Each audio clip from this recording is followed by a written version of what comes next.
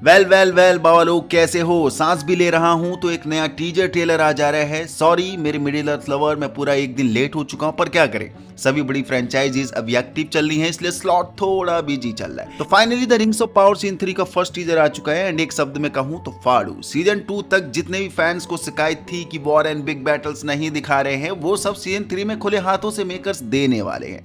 बाकी सीजन 3 का ये टीजर सिर्फ कुछ नए शॉट्स ही नहीं दिखाता, ये पूरे सेकंड एज की डायरेक्शन बदलने वाला है। साउरॉन अपनी वन रिंग फॉर्ज करने वाला है। कैलिबोन की फाइनली एंट्री हो चुकी है, जिसे हम वेक्ना के नाम से जानते हैं। कैसे, यही इंटरेस्टिंग प्लॉट है। पहली बार नाज़गुल का ऑफिशियल लुक सामने आ चुका है और माउंट डूम से लेकर न्यूमेनॉर तक हर फ्रेम के अंदर टॉलकिन की बुक्स के बड़े बड़े रेफरेंसेस छुपे हुए हैं। तो अभी फ्रेम बाय फ्रेम हर सीन को डीकोड करेंगे और जानेंगे कि टीजर ने हमें क्या क्या दिखाया है और उससे भी ज्यादा क्या क्या छुपा लिया है। तो करते हैं ब्रेकडाउन, लेकिन उससे पहले मेरे middle earth lover like the video, नए लोग चैनल को सब्सक्राइब जरूर करना। वेल, शुरुआत में ही हमें अपना साउरॉन भाई देखने को मिल रहा है जो मॉडोर आ चुका है और अपने माउंट डूम के अंदर वोल्केनिक चेंबर में देखने को मिल रहा है। और मैं गलत नहीं हूं तो ये लोकेशन सैमथ हो सकती है, क्योंकि यहीं पर साउरॉन अपनी द वन रिंग को फोर्ज करेगा और इसी वन रिंग से ये बाकी के रिंग बियरर को कंट्रोल करेगा, यानी 7 dwarven ring and 9 mortal man ring को, और तब जाके पूरे मिडिल अर्थ पर रूल करेगा। बाकी शुरू में ही ये क्या फोर्ज कर रहा है यहाँ साउरॉन, ये वन रिंग लग नहीं रही है। तुम्हें कुछ आइडिया होगा तो बताना। एक हिसाब से क्राउन टाइप ही लग रहा है, पर क्राउन तो ऑलरेडी साउरॉन के पास है और वही क्राउन उसने पहन रखा है जो उसने अडार को मार के उससे छीना था सीन 2 के एंड में।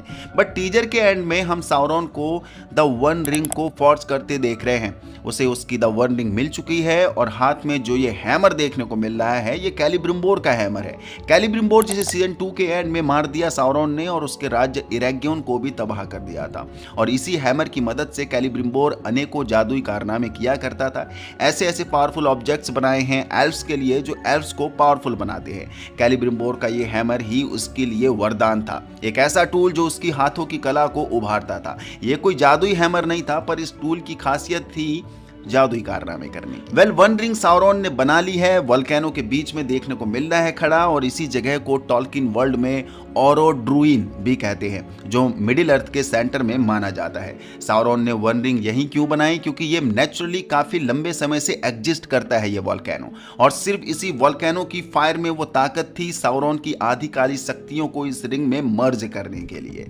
क्योंकि साउरॉन अपनी पूरी ताकत का आधा हिस्सा अपनी रिंग में, इसी वन रिंग में डाल देता है। और थ्योरी यहां तक भी बनती है कि उसने वोल्केनो और माउंट डूम को भी खुद की पावर से कनेक्ट कर दिया था। तभी जब साउरॉन गुस्सा करते दिखता था the Lord of the ring movie में, ट्रिलॉजी में, तब वोल्केनो भी भड़कता दिखता था हमें। तो माउंट डूम कोई जादुई वोल्केनो नहीं था, मैं पहले बता दूं, बस स्पेशल था। दैट्स व्हाई, मींस उसकी आग में, उसके लावे में वो ताकत थी जो साउरॉन के लिए यूजफुल। बाकी टीजर के नेक्स्ट सीन में हम गैलाड्रियल और एक मिस्टीरियस फिगर को एक साथ डांस करते देख रहे हैं, जो आगे टीजर के सीन में कैलिबोन के नाम से इंट्रोड्यूस हो रहा है। और आप सभी लोग इस बंदे को भली भांति जानते हैं,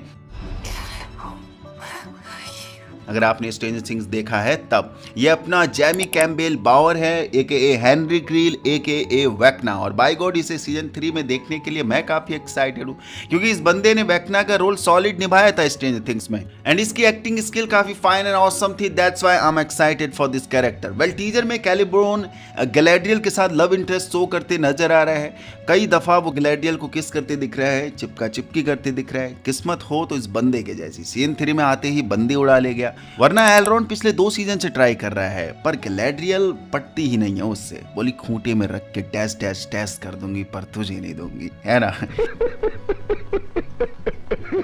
सो अभी के लिए इस कैरेक्टर को समझना जरूरी है। बुक में कैलिबोन मिडिल अर्थ का एक ऐसा एल्फ लॉर्ड था जिसका नाम अक्सर गैलाड्रियल के सामने दबा रह जाता है, जबकि टॉलकिन की बुक्स में उसकी अपनी एक अलग पहचान है। कैलिबोन डोरियाथ का सिंडारिन प्रिंस था और बाद में लॉथलोरियन का लॉर्ड बना। गैलाड्रियल का पति होने के साथ साथ वो मिडिल अर्थ के सबसे बुद्धिमान और अनुभवी एल्फ में से एक माना जाता है। बाकी शो में अभी गैलाड्रियल की शादी वाला बात क्लियरली मेंशन नहीं हुई है, तो सीजन 3 में ऐसा कुछ जरूर देखने को मिल सकता है तो देखेंगे। बाकी बुक्स के हिसाब से कैलेबोन और गैलाड्रियल का रिश्ता बहुत मजबूत था। दोनों के बीच किसी दुश्मनी या बिट्रेयल का कोई जिक्र नहीं मिलता है। हाँ, सेकेंड एज के दौरान टॉल्किन की कुछ राइटिंग्स के मुताबिक एक समय ऐसा आया जब गैलाड्रियल लॉरियन चली गई थी, जबकि कैलेबोन इरेगियन में ही रुक गया था और साउरॉन के खिलाफ एल्व्स की रक्षा करता था। लेकिन ये अलग होना किसी पर्सनल कॉन्फ्लिक्ट की वजह से नहीं था, बल्कि उस दौर की पॉलिटिकल और मिलिट्री सिचुएशन की वजह से था। एंड ये सब हमने सीजन 2 में देखा है इरेगियन। वेल, जब इरेगियन डिस्ट्रॉय हो गया, जो साउरॉन ने एंड कर ही दिया है, डिस्ट्रॉय कर ही दिया इस शो में भी, तब ये दोनों एक साथ आए थे और लॉथलॉरियन के लॉर्ड और लेडी बनकर हजारों साल तक मिडिल अर्थ की रक्षा करते रहे, रूल करते। बट ये चीज अभी तक हमें शो में नहीं दिखाया गया है। कैलेबोन का कोई मेंशन ही नहीं हुआ था सीजन 2 तक, अगर हुआ भी था तो मुझे याद नहीं है, उसके लिए सॉरी। तो देखेंगे सीजन 3 कैसे इंट्रोड्यूस करता है इस लीजेंडरी कैरेक्टर को। बाकी ये रहा फर्स्ट लुक अपने नाज़गुल्स का, और इनके लिए मैं एक्साइटेड हूँ क्योंकि ये काफ़ी इंपॉर्टेंट होने वाले सीजन 3 में।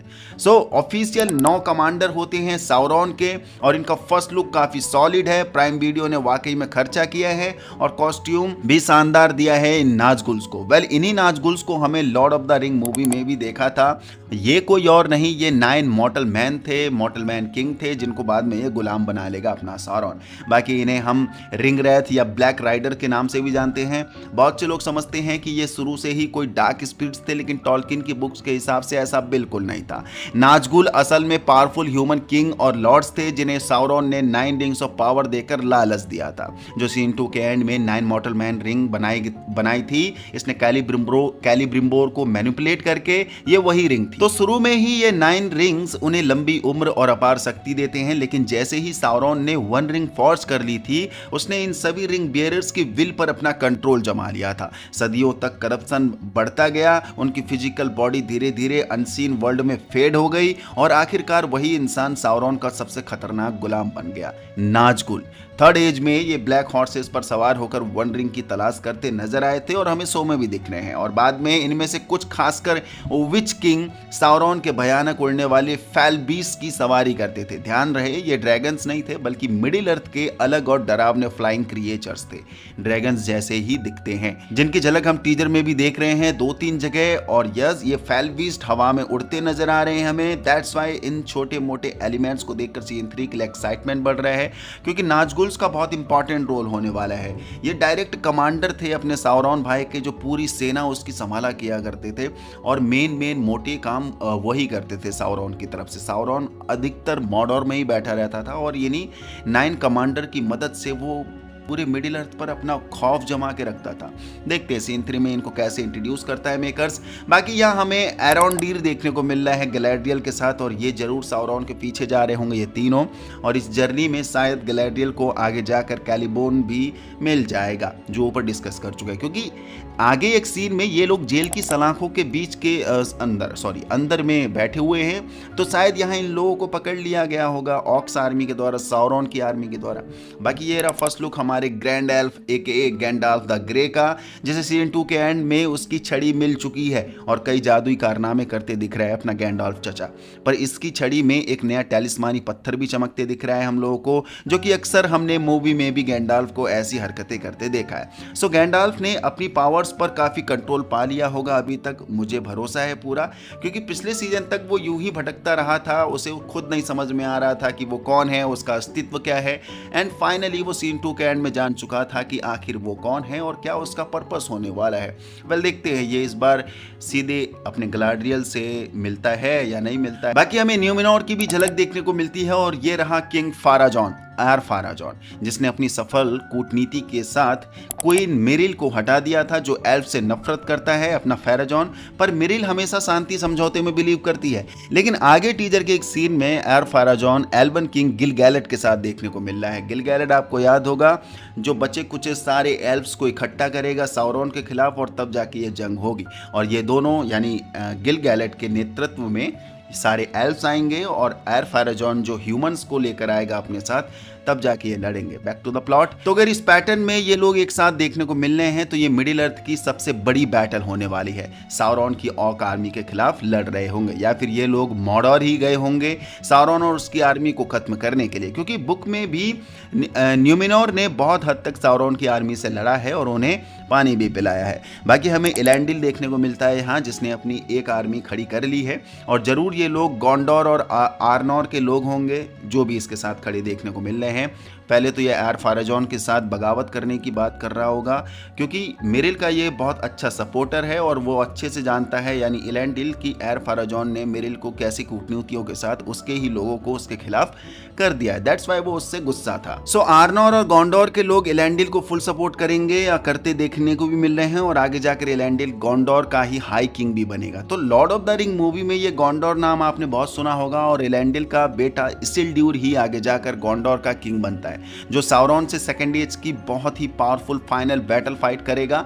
वेल अभी के लिए स्पॉइल नहीं करूंगा, लेकिन ये इलैंडिल और इसका बेटा इसिल्ड्यूर ही गेम चेंजिंग कैरेक्टर देखने को मिलेंगे आगे जाकर। बाकी हमें ड्यूरिन 4 देखने को मिल रहा है खाजा दूम में, और नाजगुल अपनी ऑक आर्मी के साथ खाजा दूम के अंदर एंटर कर चुका है, जो कि बुरी खबर है ड्वार्फ्स के लिए, अपने ड्यूरिन के लिए, क्योंकि ये सीधा सीधा इन्वेडिंग लग रही है खाजा दूम में साउरॉन का। और नेक्स्ट सीन में हम ड्यूरिन और उसकी वाइफ को यहाँ भटकते देख रहे हैं। तो क्या नाजगुल ने खाजा दूम पर कब्जा कर लिया है? बोले तो साउरॉन का कब्जा हो चुका होगा और सिर्फ यही 4 बच के निकल पाए होंगे वहां से, और बाकी के लोग वहीं फंसे रह गए होंगे या उनमें से कुछ लोग मर भी गए होंगे और कुछ को गुलाम बनाकर खाजा दूम के खजानों का खोदा जाएगा उन पहाड़ों से, क्योंकि खाजा दूम की पहाड़ियों में बहुत से रिसोर्सेस हैं एंड खजाना छुपा हुआ है। सो बहुत कुछ इंट्रोड्यूस हुआ है, मजा आने वाला है पूरे सीजन 3 में। टीजर काफी ऑसम था, मजा आया। तुम्हें कैसा लगा जरूर बताना कमेंट बॉक्स पर, जिसकी रिलीज डेट भी आ चुकी है, यानी सीजन 3 की 11 नवंबर को हमें पहले 4 एपिसोड देखने को मिल जाएंगे। और बड़ी ही दुख के साथ कहना पड़ रहा है कि नवंबर में ही हमें ये पूरा सीजन देखने को मिल जाएगा। फैंस के लिए बहुत अच्छा है, बट हम क्रिएटर्स के लिए थोड़ा सा घाटे का सौदा है, क्योंकि अगर 8 एपिसोड आते हैं तो हमें 1.5-2 महीने के लिए काम मिलता है, बट अभी एक ही महीने में निपट जाएंगे। खैर ठीक है, मजा आएगा। सीजन 3 देखते हैं। काफ़ी ऑसम था टीजर। तुम्हें कैसा लगा? तुम्हारी तरफ से भी अगर तुम भी टॉलकिन की बुक के रीडर हो और तुम्हें कुछ चीज़ें यहाँ पर पकड़ में आई हैं जो मुझसे छूट गई हैं, तो जरूर बताना कमेंट बॉक्स पर। मैं कहीं गलत हूँ तो यस उसे भी मेंशन करना। मिलते हैं नेक्स्ट वीडियो में। यहाँ तक पहुँच गए तो आपको वीडियो पसंद आई, लाइक कर दीजिए, नया हो तो चैनल को सब्सक्राइब कर दीजिए।